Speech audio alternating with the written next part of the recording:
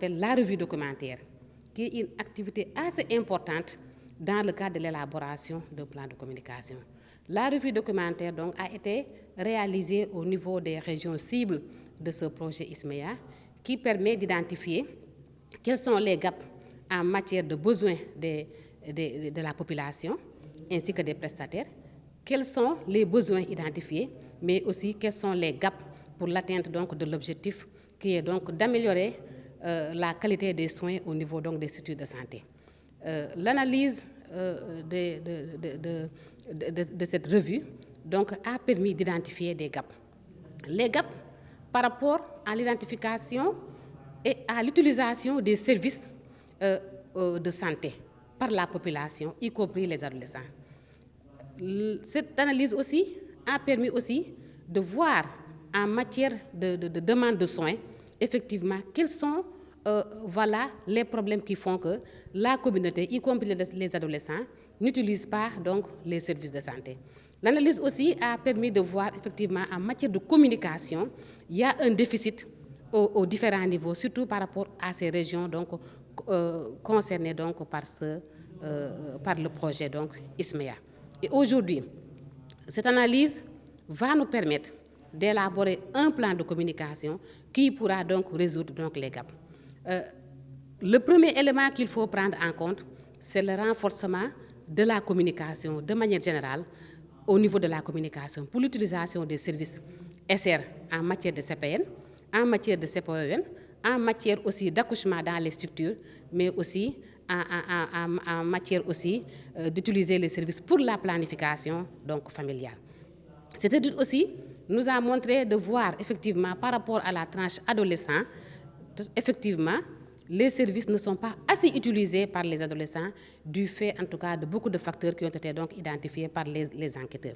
Cette étude aussi nous a montré effectivement en matière de demande de soins, les coûts des prestations sont assez élevés d'une part, ce qui fait que dans le plan de communication, il faut penser à la promotion de la mutualité pour alléger en tout cas tout ce qui est frais donc, liés donc, à la consultation ou bien aux soins donc, inhérents en matière donc, de santé.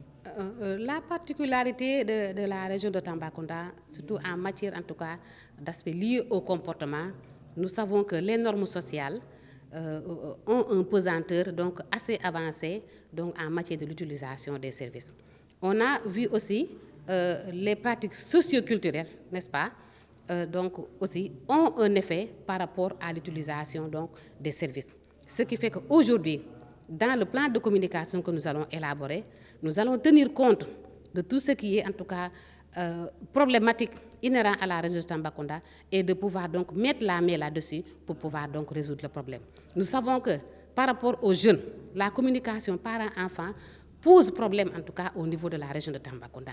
Nous savons aussi au niveau de la région, l'utilisation des centres conseils ados pose problème. En dehors même de cela, nous savons que la région de Tambacounda ne dispose que de deux centres conseils pour adolescents qui sont donc installés dans la capitale régionale au niveau de Tamba et un au niveau de Bakel. Vous voyez qu'est-ce que ça pose en matière de gap.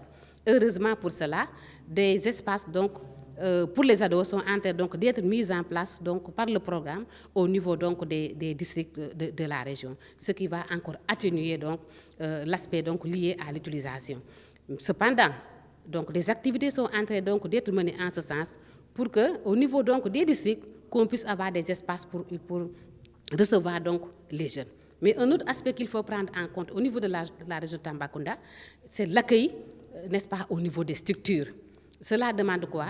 Cela demande un renforcement de capacité des prestataires, n'est-ce pas, pour renforcer la qualité de la prise en charge, mais aussi bien accueillir donc, ces jeunes au niveau donc, de ces structures.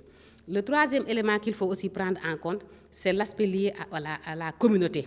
Voyons ce que les acteurs communautaires, qui sont en tout cas les Badjonogor, doivent faire donc, au niveau de la région pour améliorer la prise en charge de la population, mais surtout des femmes qui sont donc des couches vulnérables et des ados jeunes qui sont là au niveau donc, de la région de Tambacounda.